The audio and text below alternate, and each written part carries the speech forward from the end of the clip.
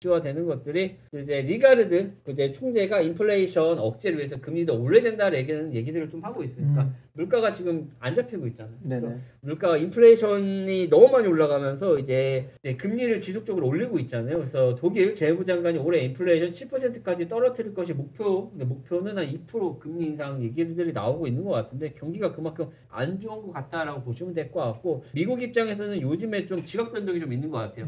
미국 같은 경우는 올해 FOMC 투표 구도가 조금 바뀝니다. 그래서 매는 가고 비둘기가 온다고 합니다. 피나의 비둘기. 그래서 매파는 이게 통화 긴축을 선호냐 아니면 비둘기는 완화냐에 대해서 여러 가지 서로 이제 얘기들이 많은데 FOMC 이제 투표권자 중에 4명이 바뀌어요. 4명이 이제 좀 바뀌면서 시장이 조금 반전되지 않을까라는 얘기들이 나오고 있는데 나머지 분들은 이제 뭐 이제 파월이나 이런 분들은 계속하고 이 안에 투표하시는 분들이 몇 명이 바뀌는데 그 중에 한 분이 이분이거든요. 이미 충분히 제한적 수준의 금리 인상을 했다. 향후 수개월과 인상 속도를 늦출 것이다. 아, 비둘기네, 비둘기. 평화야, 평화. 이렇게 얘기를 해주셔가지고 이분이 여기에서 이제 투표권을 갖고 들어가시기 때문에 이미 충분했지. 너무 힘들었어. 금리 인상 요거 조금 속도를 늦춰야 될 거 아니냐라고 이제 생각하시는 분이 한 분이고요. 그 다음 분은 이제 로리 로건 델러스 이분인데 금리 인상 속도를 늦추는 것이 적절하다. 좋다. 다만 속도 둔화가 완화적인 정책에 의미하는 것은 아니다라고 얘기하면서 두 분께서는 금리 인상 속도에 대해서 이게 너무 빡센 거 아니냐라고 얘기를 하시는데 이분 둘이 요번에 들어오시고요. 그다음에 또 한 분은 이제 대머리 아저씨입니다. 대머리는 걸러야 돼. 같은 탈모인인데 좀 심각하네. 인플레이션 상승세가 멈춘다는 것이 확실해질 때까지 금리를 계속 인상해야 된다. 이건 좀 그런데. 대머리는 이유. 야, 네가 10%를 그렇게 가지니까 머리털이 없는 거야, 인마. 금리는 내려가야 돼. 이제 너무 힘들어. 너무 힘들어. 형, 너무 하는 거 아니요? 인플레이션 상승세가 멈출 때까지 멈추긴 멈췄잖아 지금. 그렇지. 좀 덜 멈춰서 그렇지.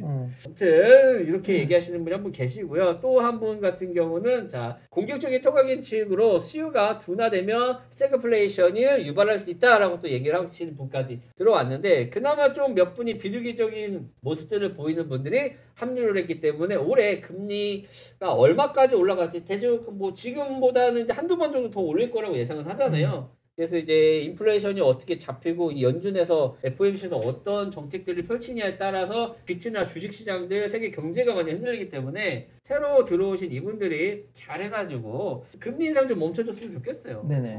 이게 좀 안타깝다라고 스님 같다고 나무아미타불 간센보다 이 새끼 오른쪽으로 폈네. 코가 폈어.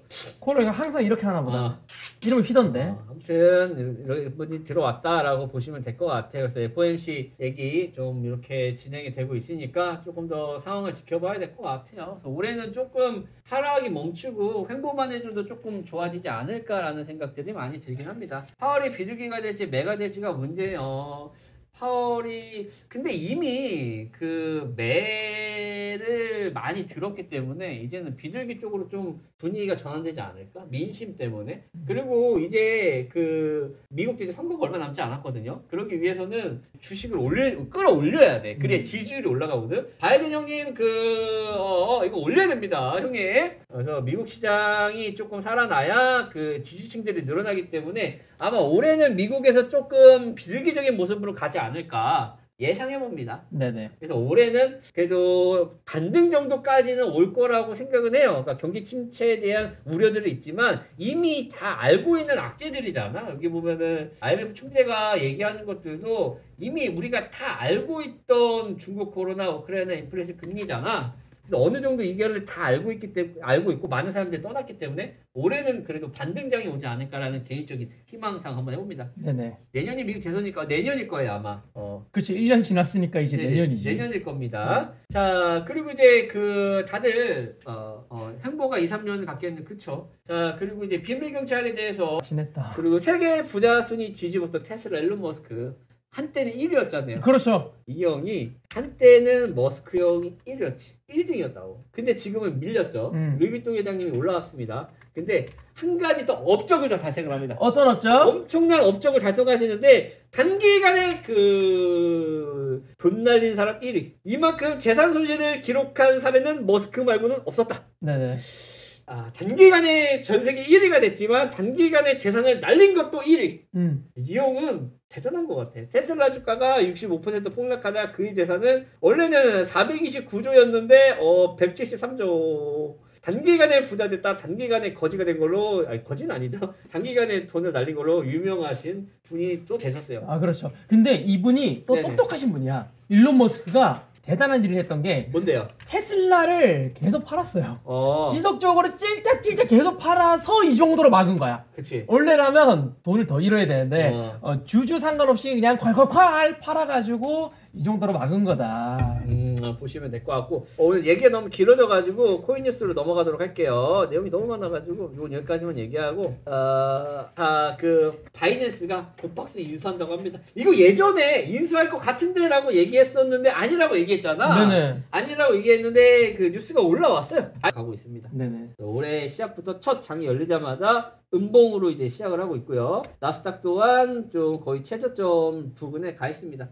비트코인은 지금은 조금 어떻게 되는지 모르겠지만 그냥 비트코인은 사실 바닥을 잘 지켜주고 있는 것 같아요. 너무 바닥인 것 같고 코스피는 떨어질 때도 없는데 계속 떨어지는 것 같다. 라고 보시면 것 같아요. 그래서 올해 2023년도 주요 또 키워드가 몇 가지 있죠. 네. 그래서 이제 IMF 총재가 세계 3분의 1 경기 침체에 대해 타격이 올 것이다. 올해가 더 어려울 것이다. 라고도 얘기들 나오고 있는데 이분이 얘기하는 게 한 4가지 정도가 있습니다. 올해 경기 침체 타격. IMF 총재가 얘기하는 게 중국 코로나. 네. 중국이 코로나가 다시 번지면서 처음에 중국 코로나가 번져서 전 세계로 퍼졌다가 전 세계가 문 끌어 닫아가지고 경기가 진짜 힘들었죠. 그렇지, 힘들었지. 그래서 이제 어느 정도 우리가 다른 국가들은 이제 풀면서 경제가 다시 회복을 하는 모습들을 보이면서 이제 물가를 잡겠다 하고 나섰는데 갑자기 지 혼자 붕괴 막아뒀던 이거를 풀어주면서 전 세계에 지금 코로나 위기로 빠져 있고. 그다음에 두 번째가 우크라이나 사태라고 얘기를 하고 계시고 그다음에 인플레이션, 금리 인상에 대해서 경기 침체의 가능성에 대해 얘기를 하고 있는데 세계 3분의 1이 경기 침체 타격을 받는다고 하는데 세계 3분의 1은 경기 침체가 아니라 난 붕괴 올 것 같아. 이미 붕괴하신 나라도 많죠? 그래서 상위권에 있는 국가들 뭐 독일, 뭐 프랑스, 한국, 일본, 중국, 막 미국 다 지금 경기 침체 오겠다고 하잖아. 그럼 3분의 1은 경기 침체가 아니지. 네. 국가 붕괴지. 그렇지. 그 정도로 많이 힘들 거다라고 보시면 될 것 같고. 자, 그래서 이제 중국 코로나 확진자가 늘어나면서 우리나라가 이제 발표를 했죠. 그래서 어제 저번 주 방송에서 얘기했던 것처럼 우리나라는 어떻게 그 중국 코로나를 막을 것인가에 대해서 한국에서 발표를 했습니다. 네네. 자, 한국은 중국 코로나에 대해서 어떻게 대응할 것이냐? 내일부터 중국발 입국자들 그 PCR 검사를 하고요. 단기